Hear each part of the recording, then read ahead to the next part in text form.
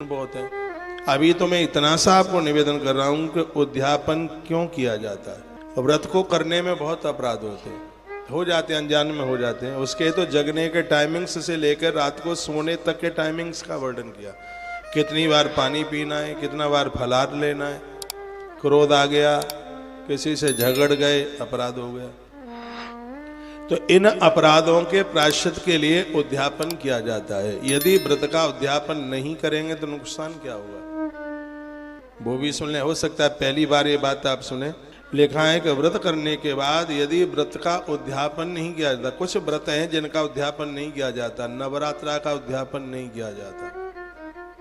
आप नवरात्रा का व्रत करते हैं, आप दिवाली का व्रत करते हैं, आप शिवरात्रि का व्रत करते हैं और आप करवा चौथ का व्रत करते हैं, तो उसके भी उद्यापन की जरूरत नहीं पड़ती। टाइम आने पर जब आप करने के लायक नहीं है तो अपने आप ही छूट जाता है। ऐसा उसमें कुछ नहीं है।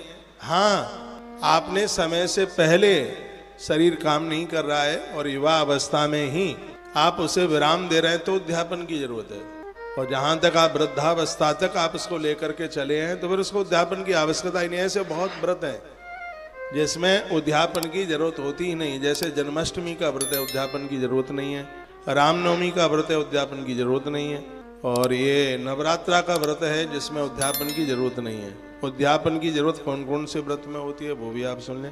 प्रदोष के उद्यापन की जरूरत है, एकादशी के उद्यापन की जरूरत है, अनंत चतुर्दशी का व्रत आप करते हैं तो उसके भी उद्यापन की जरूरत है, आप ऋषि पंचमी का व्रत करते हैं तो उसका भी उद्यापन की जरूरत है, आप सूर्य सप्तमी का सातवें का व्रत करते हैं, आप बुधाष्टमी का व्रत करते हैं, तो ये व्रत ऐसे हैं इनके उद्यापन की आवश्यकता होती है। आप गणेश चतुर्थी का व्रत करते हैं तो उसके उद्यापन की आवश्यकता होती है। आप चातुर्मास करते हैं, आप कार्तिक मास करते हैं, तो इनके उद्यापन की आवश्यकता होती है। यदि हम उद्यापन नहीं करते और अपने मन मुताबिक छोड़ देते हैं, एकादशी करते करते छोड़ दी, सप्तमी करते करते छोड़ दी है, गणेश चौथ करते करते छोड़ दी, उद्यापन ही नहीं किया, तो उसका नुकसान क्या है, हानि क्या है, वह इस ग्रंथ में लिखा जा रहा है। कहा जा रहा है व्रतई वही कल्य मासाद्य कुष्टीच अंध प्रजायते एतस्मात् कारणात् चैव कुर्याद उद्यापनम ध्वजः।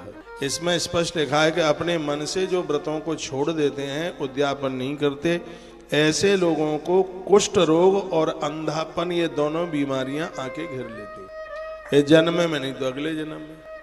तालियां तो आपको बजानी नहीं है, मैं तो बोले देता हूं। जन्मांध पैदा हो जाएंगे और यह रोग घेर लेगा। लिखा है कुष्टीच अंध प्रजायते शब्द लिखा है, यह बीमारी घेर लेगी। इसलिए एतस्मात् कारणात् चैव कुर्याद उद्यापनम ध्वजः। ब्राह्मणों को मैं कहूंगा उद्यापन में ब्राह्मणों को ही न्योता दिया जाता है, और कोई भी उद्यापन है वो ब्राह्मण से ही पूरा होता है। ये नहीं कि उद्यापन में आप अपने भांजे को बैठा लें। भांजे को बैठा लीजिए, पूज्य है, वंदनीय है, बेटी के बेटे को बैठा लीजिए, लेकिन वो एक्स्ट्रा में है। आप अपने जामाता है, ननद है, ये सब पूज्य है, वंदनीय है। लेकिन जब उद्यापन की बात आती है तो उसमें 100%, पौने 100 भी नहीं, पूरा 100% उसमें ब्राह्मण की ही जरूरत होती है। ऐसा इस ग्रंथ में 66वां अध्याय है, पद्म पुराण का श्लोक नंबर है 3। एक श्रीमान जी कह रहे थे कोई कि एकादशी के उद्यापन की कोई जरूरत नहीं होती है, जब तक करो तब तक करो। वो बोलते हैं मन करे तो भोजन करो, फिर अगली बार मन होता है तो फिर कर लो, फिर छोड़ दो, फिर कर लो। मन गढ़ंत बातें हैं सब, जिसका कोई प्रमाण नहीं। ये ग्रंथ कह रहा है कि आप यदि उद्यापन नहीं करते तो कुष्टीच अंध प्रजायते, तो कुष्ठ रोग और आंखों की नजर ज्योत का चला जाना, जन्मांध पैदा होना, ये स्थिति बिल्कुल हो सकती है। तो ये आपको डराने की बात नहीं कही जा रही। तो अब आप कहेंगे तो हमें तो व्रत ही नहीं करना है, तो यदि ऐसी स्थिति होगी तो उसके लिए मैं भी आपको ये कह दूं, व्रत करने से कई जन्मों के पाप कट जाते हैं।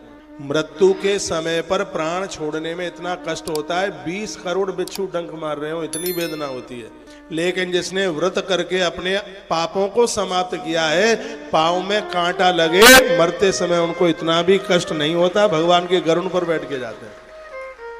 इसलिए व्रत किया जाता है। इसलिए व्रत का बहुत बड़ा महत्व है, बहुत बड़ी महिमा है। राम जी चातुर्मास करते थे, भरतलाल जी के भी अनुष्ठानों का वर्णन किया गया है। चौमासा करते थे राम जी, ग्रंथों में पढ़ने को मिलता है।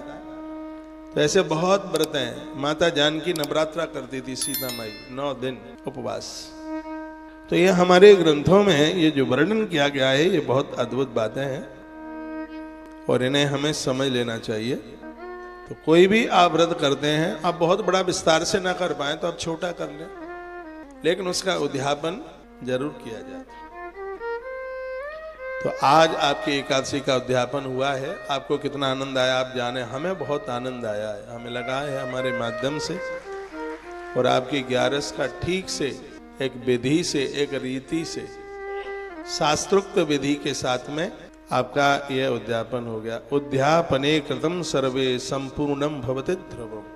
कहते हैं उद्यापन करने से व्रत में होने वाला अपराध संपूर्ण रूप से वह अपराध समाप्त हो जाता है। ये उद्यापन की महिमा। बाद में सामर्थ्य हो तो करते रहो व्रत, नहीं है सामर्थ्य तो मत करो। मैंने 2010 में अपनी एकादशी का उद्यापन कर दिया। 2010 में कितना समय हो गया। मैं कितना भाग्यशाली हूं, अपनी राम कहानी नहीं गा रहा हूं। मुझे 11 करते करते 40 साल से ज्यादा हो गई। 42 साल हो गई है, 42। मेरे लिए कितने आनंद की बात है, 42 साल में एक भी हमारी एकादशी खंडित नहीं हुई। एक भी 11 का भी खंडित, धोखे से भी पेट मैंने नहीं पड़ा। उद्यापन करने के बाद अभी भी 11 कर लेते हैं, क्योंकि शरीर में करंट है। इसलिए जब शरीर बूढ़ा हो जाएगा तो अपने आप छूट जाएगा। हम तो कहते हैं कि ये तो छूटने ही वाला नहीं है। प्राण भले ही छूट जाए पर एकादशी नहीं छूटने वाली है। ये तो जीवन के लास्ट तक होगी। एक बार उद्यापन हो गया है, दोबारा जरूरत नहीं है। एक बार तो आप सब अपना उद्यापन तब करना है जब 26 एकादशी पूरी हो जाए और उसमें अधिक मास पड़ जाए, लौंद का महीना पड़ जाए, पुरुषोत्तम मास पड़ जाए। यदि किसी की एकादशी 11 वर्ष हो जाती है तो उसकी तो भारी महिमा हो जाती है। 11 साल पूरा हो जाए एकादशी का, 11 साल ना हो पावे तो उसमें अधिक मास पड़ गया हो। 26 एकादशियां पूरी हो गई हो, क्यों 11 26 है ना। एक साल ही व्रत करके और आपने उद्यापन कर दिया तो एक साल में तो 24, जब तक तो 2 रह गई। जब तक उसमें अधिक मास नहीं पड़ेगा तब तक वो 26 होंगी ही नहीं।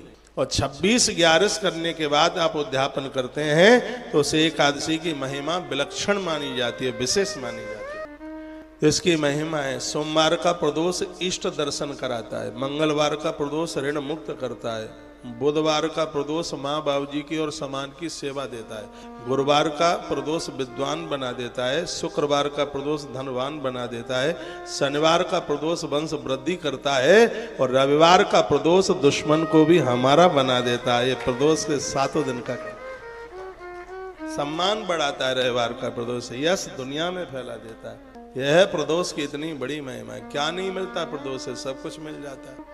और एकादशी के ठीक दूसरे दिन प्रदोष पड़ जाए तो उसकी बहुत बड़ी महिमा है। कल एकादशी थी, आज प्रदोष पड़ गया, इसका महात्म्य और ज्यादा बहुत है। अभी तो मैं इतना सा आपको निवेदन कर रहा हूं कि उद्यापन क्यों किया जाता है। व्रत को करने में बहुत अपराध होते हैं।